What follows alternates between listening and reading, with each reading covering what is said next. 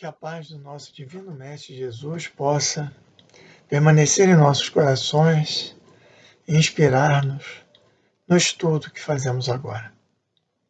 O estudo que fazemos, ele tem por objeto as questões 17 a 20 do Livro dos Espíritos, que tratam dos elementos gerais do universo.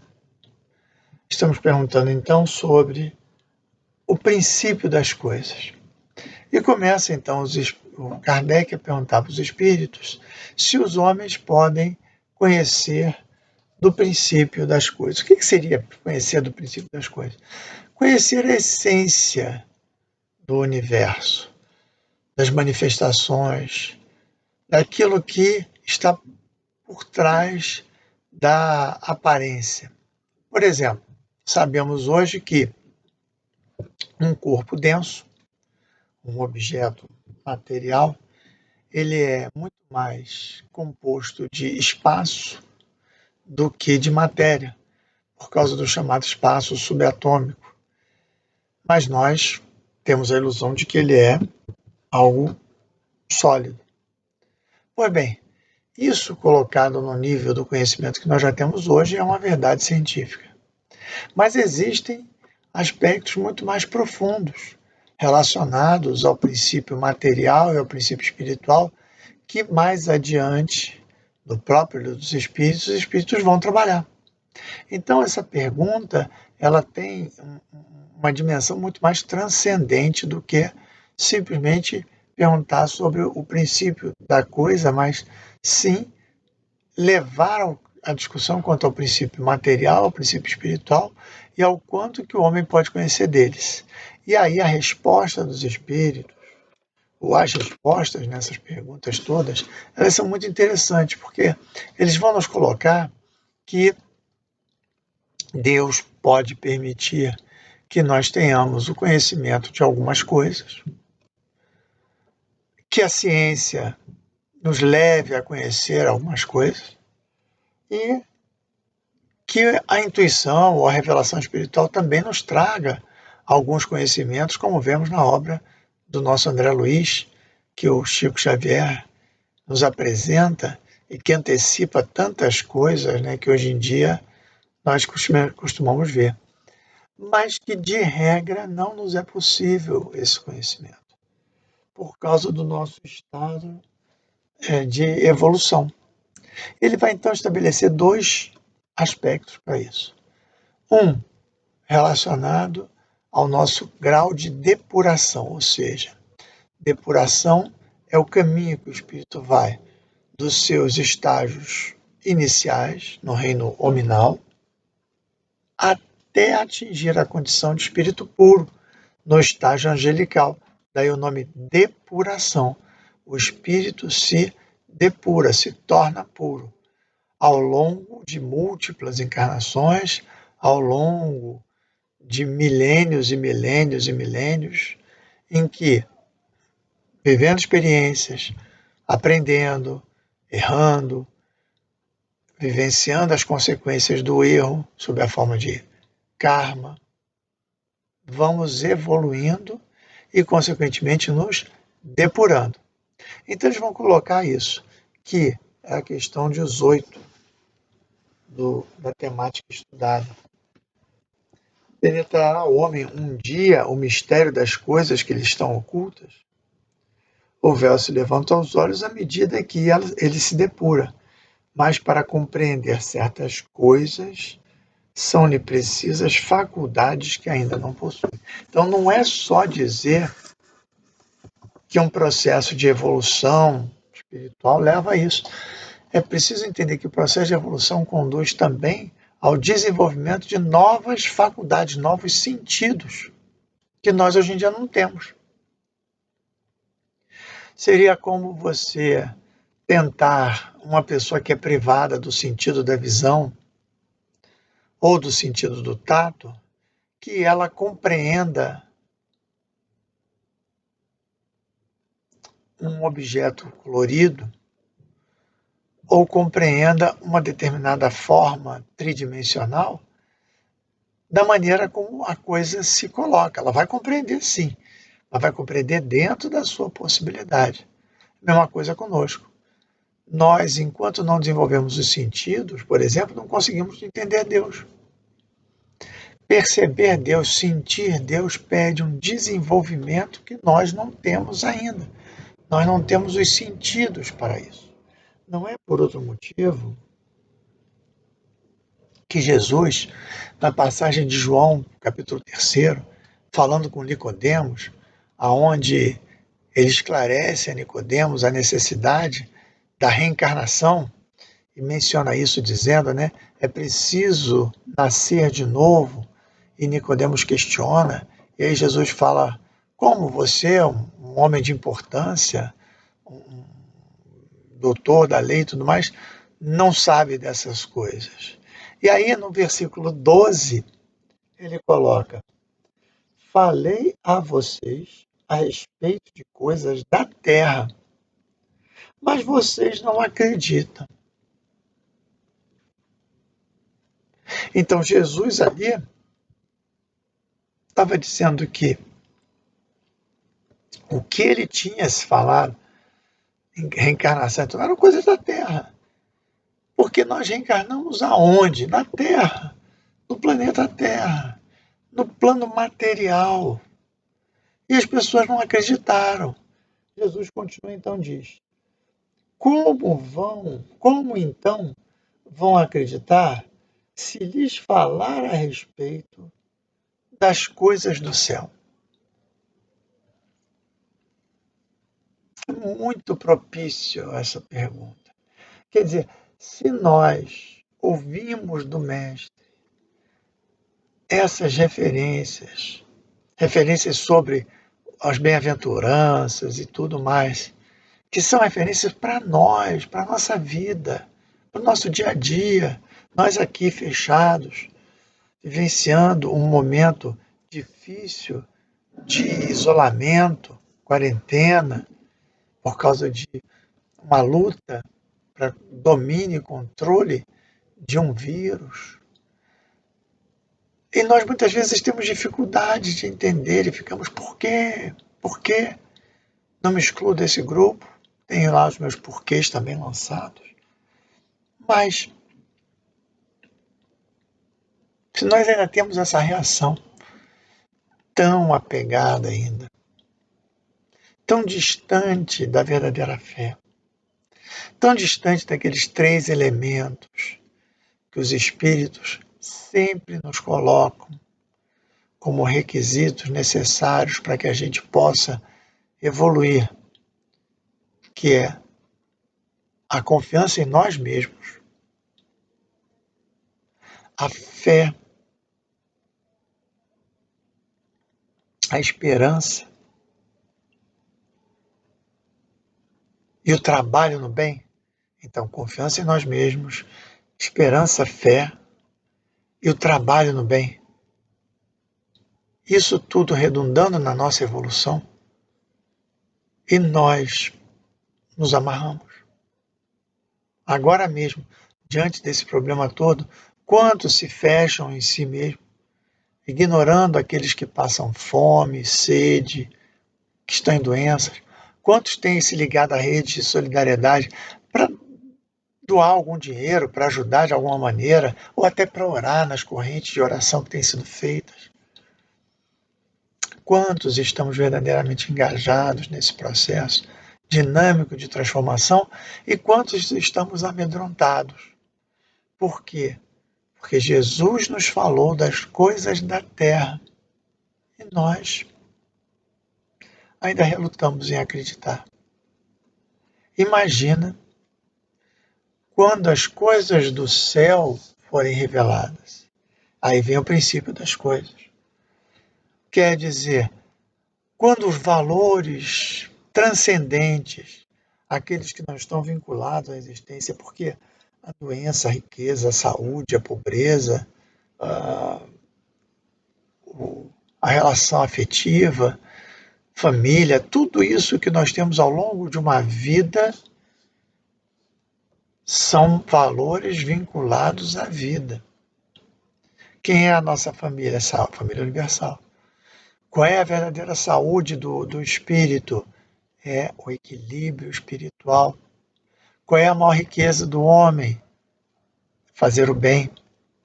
É semear a obra, semear na obra de Jesus. É ajudar sem condição, sem questionamento. Então nós não chegamos a isso ainda. Então como é que nós poderíamos ir adiante e tentar conhecer do princípio das coisas? E muito interessante nesse ponto é nós vemos uma passagem do livro Nosso Lar, obra que inaugura a coletânea do espírito André Luiz, psicografada pelo Chico Xavier, conhecida como Vida no Mundo Espiritual, aonde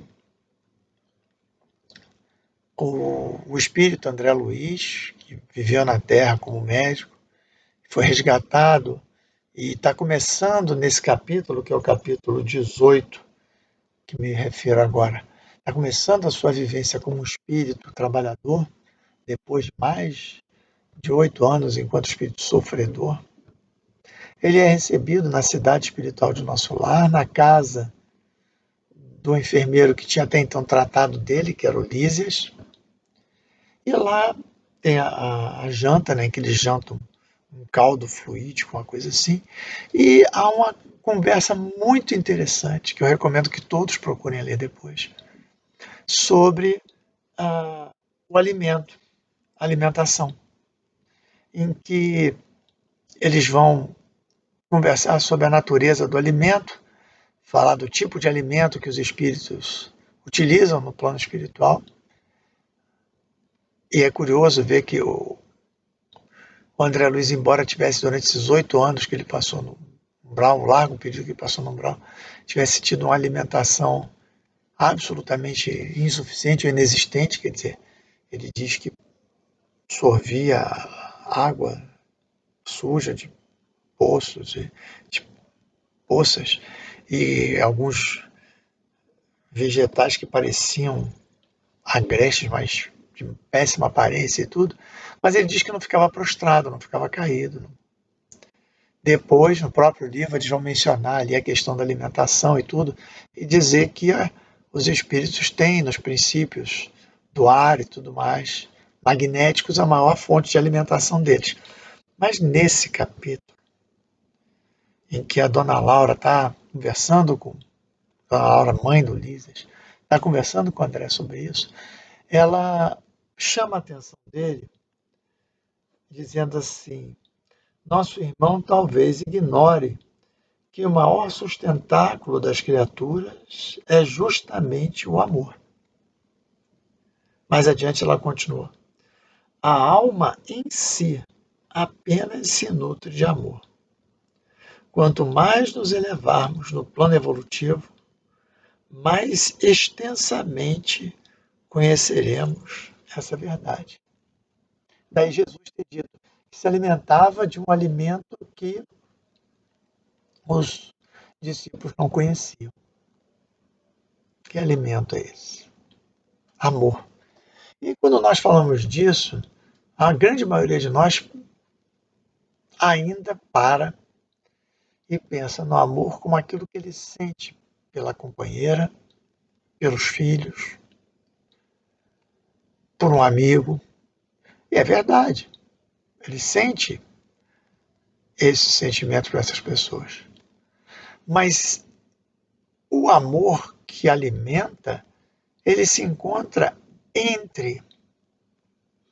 Ele não se encontra dentro da pessoa. Porque há uma frase que nos é dita que demonstra isso muito bem. Quando nós dizemos que o amor é algo que quanto mais se dá, mais se tem. Nós poderíamos perguntar: como é que eu posso ter mais de algo que eu estou dando?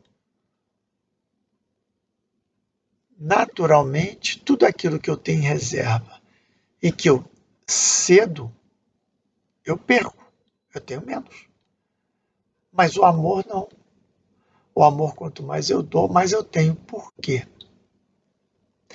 Pelo mesmo motivo de Jesus ter nos esclarecido quanto às coisas do céu e dos Espíritos nos falarem quanto aos conhecimentos que nós ainda não podemos ter, pelo fato de que nós vivemos no amor de Deus. A mentora Joana de Ângeles nos diz que nós vivemos no hausto divino, ou seja, é o sopro de Deus que nos sustém. Deus é amor, mas o amor numa dimensão que nós não conseguimos ainda vislumbrar. Nós temos pequenos insights, pequenos do amor filial, do amor puro, do amor desapaixonado, do amor altruísta. Mas essa condição de amor, do qual nos dão testemunho pessoas como Irmã Dulce, capazes de receber uma afronta como uma cusparada na mão e estender a outra mão para pedir ajuda para os seus pobrezinhos. Ou Jesus, acima de todos, que dá cruz após ter sido ofendido, agredido, humilhado, mas não ter se sentido em nenhuma dessas situações. Pede ao Pai que perdoe a todos aqueles que assim agiram com ele. Faz isso como um ato de amor.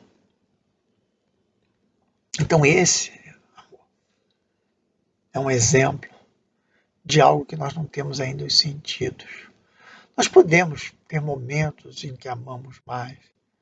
Nós temos aquele momento em que fazemos o bem, ajudamos e temos um vislumbre. Mas aquele amor que integra o êxtase dos santos, aquele amor que é a condição perene de espíritos que já se desprenderam da matéria e não tem mais nenhuma vinculação com o planeta, ele é algo que nós não temos como pensar, entender. Só nos preparar para sentir. E é algo que nós não temos condição de falar de maneira mais aprofundada. Por isso que nós nos referimos a Jesus, a São Francisco de Assis, a Joana como Irmã Clara, a Madre Teresa ou Irmã Dulce, porque eles viveram esse amor e vivem nesse amor. Então, esses conhecimentos, Deus não nos permite tê-los. E por quê não nos permite? Nós não estamos depurados para isso. Nós iríamos distorcer totalmente, sofrer, enlouquecer. Porque, conforme a questão 917 do Livro dos Espíritos nos apresenta, 913, desculpe, nos apresenta, nós ainda estamos vítimas do vício do egoísmo. O egoísmo faz com que nós olhemos todo mundo a partir do nosso umbigo. Num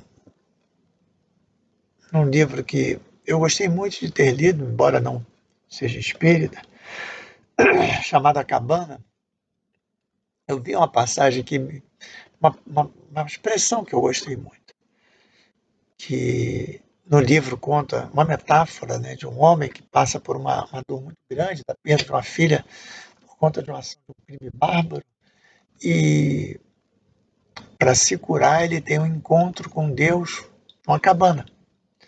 E ali Deus se apresenta como três, né? Seria Deus, propriamente dito, Jesus e Saraiu, que no caso seria o Espírito Santo. E Deus fala para ele, num determinado momento, que ele estava tentando entender o mundo pelo estreito buraco da dor que ele sentia pela perda da filha. Não somos diferentes disso. Somos também aqueles que, quando na aflição, tentamos entender o mundo pelo estreito buraco da dor da nossa aflição. Queremos que a nossa aflição passe. Queremos que ela se resolva. as causas dela, o porquê dela estar acontecendo. Seja a aflição moral do abandono, do esquecimento, da dissolução da família, seja o abandono da doença, seja a dor da doença, seja a dor do desemprego, da perda do trabalho, da perda de um ente querido. Quando nós tentamos, pelo estreito buraquinho dessa dor, entender o mundo, nós estamos sendo profundamente egoístas. Porque muito além dessa dor existe a causa dessa dor. Muito além dessa dor existe o futuro, onde essa dor não existirá mais. Muito além dessa dor existe o Pai. O Pai é muitíssimo. O Pai celeste, o Pai bondoso, o Pai amoroso, que está aqui, está agora, está em todo lugar. Mas quando nós nos fechamos nessa dor, nesse estreito buraquinho dessa dor, nós perdemos de vista tudo isso. Como então ter acesso ao princípio das coisas, se nós iríamos tudo que víssemos trazer para o estreito universo da nossa dor, das nossas necessidades, necessidades que de momento são absolutamente transitórias, porque nenhum de nós está aqui por muito tempo. Hoje estamos aqui em quarentena, afastados uns dos outros, por um período de tempo. Passa-se um pouco e desencarnamos. Passa a quarentena, envelhecemos ou não, acontece algum evento ou não, em algum momento nosso fluido vital vai se esgotar e nós voltamos para a pátria espiritual. Voltamos para a pátria espiritual? Voltamos para a pátria espiritual. E trago então aí um depoimento maravilhoso de um grande espírita que não era espírita, que foi Batuíra, que no início do século XX, morando em São Paulo, uma pessoa boa, dedicada ao bem, que quando houve uma grande epidemia que matou muito mais gente do que essa que nós estamos vivendo agora, transformou sua casa em hospital, recebendo várias pessoas que ele desconhecia para cuidar e tratar com amor. E posteriormente a isso, passados alguns anos, ele viu seu filho, que tinha o mesmo nome que ele, morrer de forma trágica, num acidente. E ele se viu tragado pela dor. Entrou naquele estado catatônico de não reação. O velório foi feito na casa dele, como muitas vezes ainda acontecia naquela época, né? E as pessoas estavam preocupadas pelo grau de desânimo e desalento que ele tinha sido atingido. Ele é um homem bom, a quem muitos amavam e admiravam. Naquele momento, não reagia. Tinha perdido aquele que era seu maior amigo. Perdido de maneira inexorável, lembrando ser ele católico, então, a distância se colocava de uma maneira quase insuportável. Ele, então, fugindo de todos que estavam ali, se tranca num quarto e se entrega ao pranto. E fica chorando, se revoltando, se entregando à dor. Quando, subitamente, uma nuvem começa a se formar no meio do quarto, com um vapor que ele não sabia dizer de onde é que vinha. Essa nuvem se densifica, vai assumindo uma forma humana e, ao cabo de alguns minutos, ele percebe que está de novo diante do filho que havia desencarnado na véspera.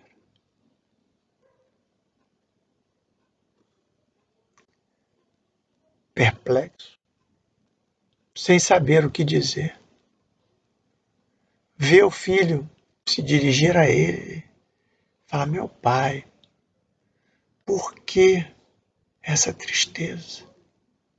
Eu estou vivo, eu estou vivo, alegre-se, a verdadeira vida começou agora para mim, ou retornou. E ele sai sem falar com ninguém, sem contar essa história. Volta algum tempo depois, ainda durante o velório, com o corpo ainda na casa, trazendo um conjunto de músicos que, por determinação dele, começam a tocar músicas alegres para que todos se regozijassem, porque o mistério da morte estava rompido. E Jesus?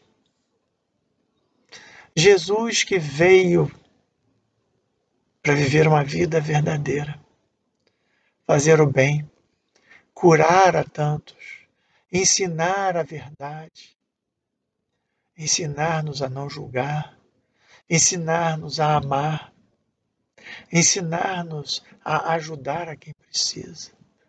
E olhamos da nossa janela, olhamos para o Brasil e vemos tanto para ser perdoado, tanto para ser amado, tanto para ser ajudado, e muitas vezes ficamos na condição de críticos, na condição de algozes, juízes, e Jesus, que veio dizer para não fazermos nada disso,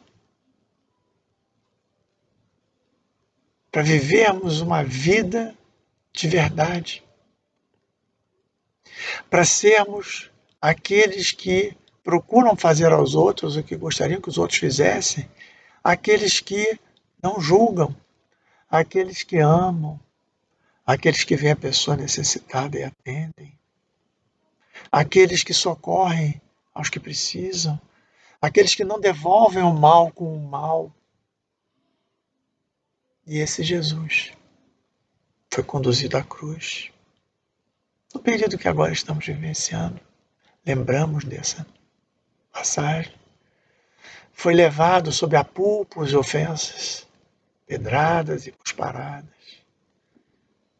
levado à madeira infame, erguido no alto do Gólgota, do Monte da Caveira, ao lado de ladrões, viu jogarem sortes na sua roupa, viu aqueles poucos que o amavam desertarem, salvo aquelas mulheres abnegadas que ali ficaram junto com o discípulo muito amado.